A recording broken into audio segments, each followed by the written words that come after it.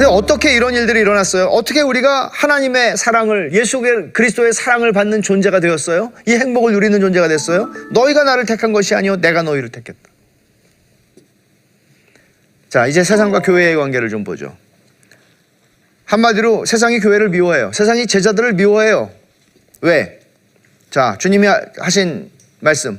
세상이 너희를 미워하면 너희보다 먼저 나를 미워한 줄 알라. 너희가 세상에 속하였으면 세상이 자기 것을 사랑할 것이나 너희는 세상에 속한 자가 아니요 도리어 내가 너희를 세상에서 택하였기 때문에, 세상에서 너희를 택했기 때문에 세상이 너희를 미워한다. 너희가 세상이 너희를 미워해. 그러면 네가 누구라는 게 밝혀지는 거야.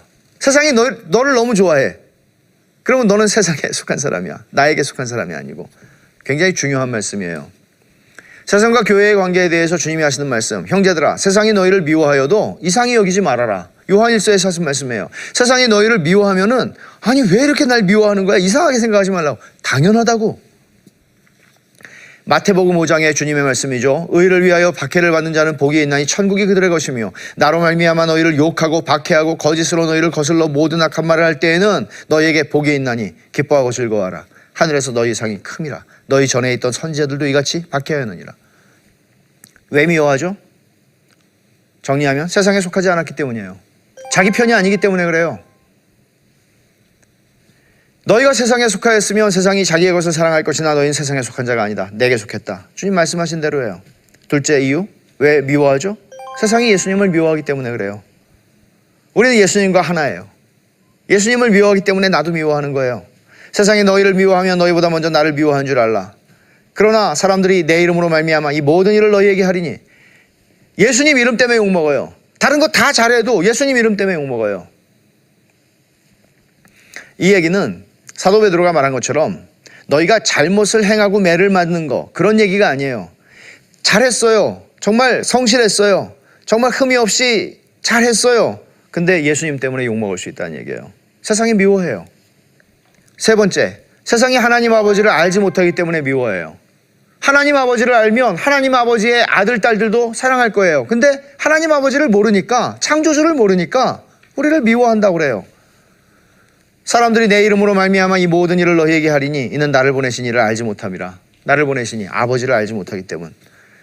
이런 상황 속에서 여러분 움츠러들고 주눅들어야 되겠어요? 그게 아니죠. 세상의 미움을 받는 거는 우리가 낙심할 근거가 아니라 확신할 근거예요. 아, 내가 주님께 속한 사람이구나. 이거를 아는 거예요. 그래서 우리가 부르는 노래 있잖아요. 세상 등지고 주님 따라간다. 친구 없어도 주님 따라간다. 중요한 거죠. 그리고 그럴 때 즐거워하라고 그랬어요. 낙심하지 말고 즐거워하세요. 그리고 더 좋은 건 즐거워하는 친구들이 많으면 더 좋아요. 베드로전서에서도 똑같이 즐거워하고 기뻐하게 하려 함이라 말하죠. 세 번째로, 신자들은 보혜사 성령님과 함께 증거해야 돼요. 무슨 얘기인가 하면, 내가 아버지께로부터 너희에게 보낼 보혜사 곧 아버지께로부터 나오시는 진리의 성령이 오실 때에 그가 나를 증언하실 것이요 너희도 처음부터 나와 함께 있었으므로 증언하느니라. 진리의 성령이라고 또 말씀하시고 보혜사 성령 말씀하시는데, 진리의 성령이 예수님에 대해서 그래도 증언한단 말이에요. 근데 그분이 내 안에 계셔서 우리도 그분과 더불어 같이 증언한다고요. 우리가 혼자 가는 게 아니에요. 성령님과 함께 보조를 맞추어서 증언하는 거예요. 근데 성령님을 지금 다시 말씀하고 있으면서 주님이 성령님이 하시는 세 가지 일을 말씀하시는데, 한 가지 일이에요. 사실은 책망하는 거예요. 근데 이 책망하는 것인데 뭐에 대해서 책망하시는 거 하니? 첫째, 죄에 대해서. 둘째, 의에 대해서. 셋째, 심판에 대해서. 세상을 책망하신대요. 죄에 대하여라 함은 나를 믿지 아니하며. 성령님이 죄에 대해, 의에 대해, 심판에 대해 책망한다 그랬을 때 책망을 이해하는 방식이 두 가지 해석이 있어요. 첫째, 불신자에게 죄를 드러내서 회개의 기회를 주시는 것이다. 맞아요. 그러나 두 번째 해석이 있어요. 심판과 정죄라는 관점에서 성령께서 완전한 심판의 메시지를 주시는 그런 심판의 정죄가 있을 수 있어요. 그런 의미로 이해할 수도 있어요. 그러나 둘 다 가능한 것이죠. 사실은 성령님의 책망이 죄에 대하여라 함은 그들이 나를 믿지 아니하며 그랬어요. 여기서 죄라는 거는 단수로 쓰였어요. 지난번에도 제가 한번 그런 말씀을 드렸지만, 모든 죄의 근원, 죄의 원인이 되는 죄가 있어요. 많은 죄들이 파생되는 죄가 있어요. 죄의 뿌리예요. 그건 뭐예요? 불신이에요. 예수님을 믿지 않아서 지옥 가는 거예요. 모든 죄가 거기서 나와요. 그래서 죄에 대하여라면 그들이 나를 믿지 아니하며 불신의 죄를 성령님이 지적하시고 책망하심으로써 어떤 사람은 회개하고 돌아올 수 있겠죠. 이 책망이 없이 스스로 돌이키는 사람은 없습니다. 의에 대하여라 하면 내가 아버지께로 가니 너희가 다시 나를 보지 못하며. 무슨 말이죠? 의에 대해서 책망하시는데 너희의 의는 이사야 선지자가 말씀한 것처럼 더러운 옷과 같다. 더러운 걸레와 같다. 너희들의 의는, 너희의 자기 의는 아무것도 아니다. 근데 진짜 의가 뭔지 아니? 바로 나, 예수 그리스도가 우리의 의로움이 되시는 거죠. 거룩함이 되시는 거죠. 너희가 다시 나를 보지 못하며 진짜 의가 되시는 예수 그리스도를 성령께서 지시하시고 가르치시는 거예요. 근데 그분이 떠나가셨어요.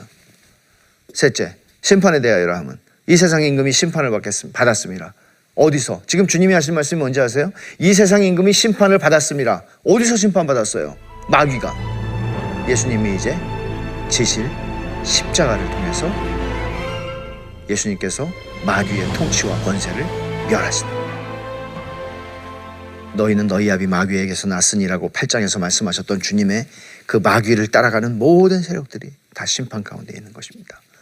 성령님이 책망하실 때 두 개를 쓰세요. 사람과 성경. 사람을 통해서 하시고 성경을, 진리의 성령이니까 진리의 말씀을 통해서 하세요.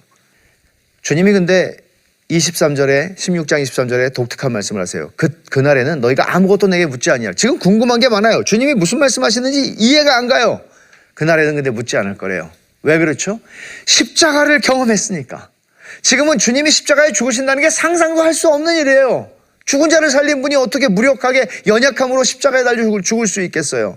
근데 십자가를 지나고 나니까 십자가와 부활이 구속의 완전한 성취구나를 알게 되는 거예요. 복음의 의미를 알게 될 때 우리는 다 알게 되는 거예요. 그리고 주님은 또 기도에 대해서 또 언급하세요. 왜 자꾸 기도를 언급하시는 걸까요? 기도를 통해서 주님이 떠나시는 것이 유익할 뿐만 아니라 기도를 통해서 기쁨을 경험하는 거예요. 맨 밑에 보세요. 구하라 그리하면 받으리니 너희 기쁨이 충만하리라. 기도를 통해서 제자들이 하나 예수님이 이 땅에서 누리셨던 기쁨, 주님의 기쁨을 동일하게 누리게 될 것을 통해서 위로하시고 마음을 편케 하시는 것이죠. 환난 중에 평안을 누리게 하는 믿음을 마지막으로 말씀하세요. 주님은. 믿음이라는 거는 환난 속에서 평안을 누리게 하는 거죠. 폭풍 속에서 평안을 누리게 하는 거죠.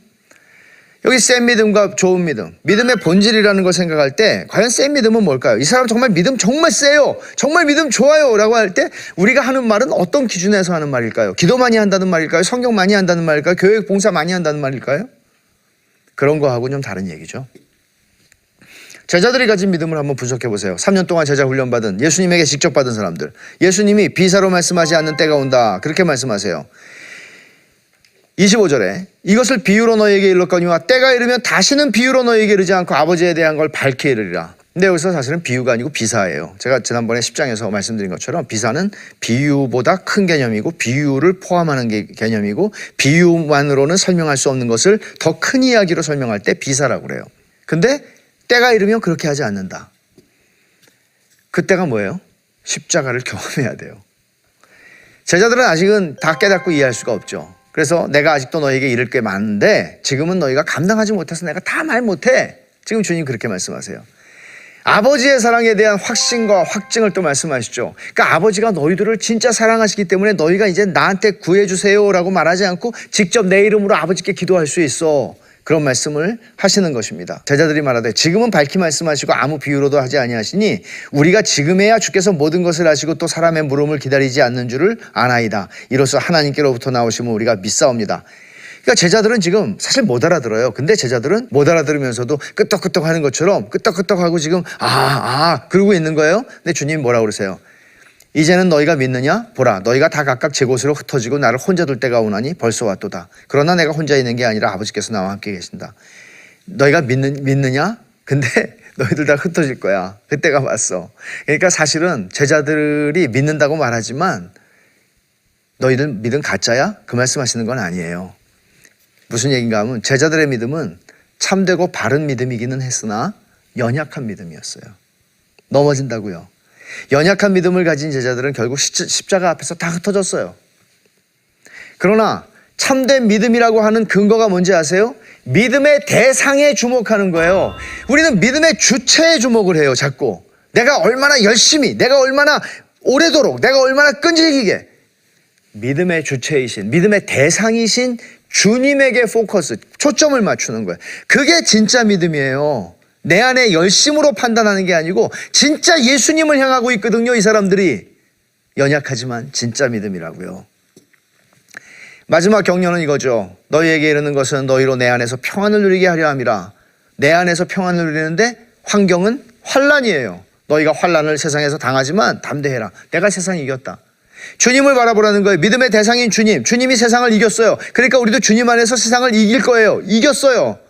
환란이 있지만 우리는 주님 안에서 평안을 누릴 수 있어요. 오늘 말씀을 적용하면 첫째, 성령님의 역사가 아니면 아무도 회개하고 하나님께 나올 수 없어요. 성령님의 책망하시는, 죄에 대해 책망하시는 역사가 있어야 돌아올 수 있어요, 주님께. 둘째, 믿음을 판단하는 기준은 믿음의 대상에 주목하는 거가 아니에요. 믿음을 판단하는 기준은 믿음의 대상에 주목하는가에 달려있는 거예요. 내가 얼마나 열심히, 이게 율법주의예요. 믿음의 대상, 주님이 나를 위해서 하신 것을 바라보는 거예요.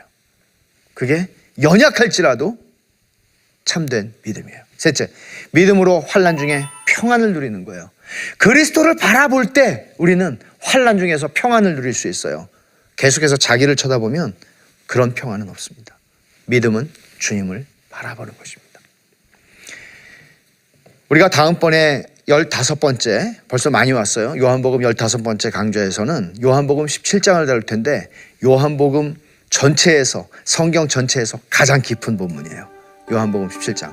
예수님께서 십자가를 지기 전에 아버지께 기도하시는 대제사장의 기도예요. 이 깊은 지성소로 다음 주에 우리가 들어가 보겠습니다. 감사합니다.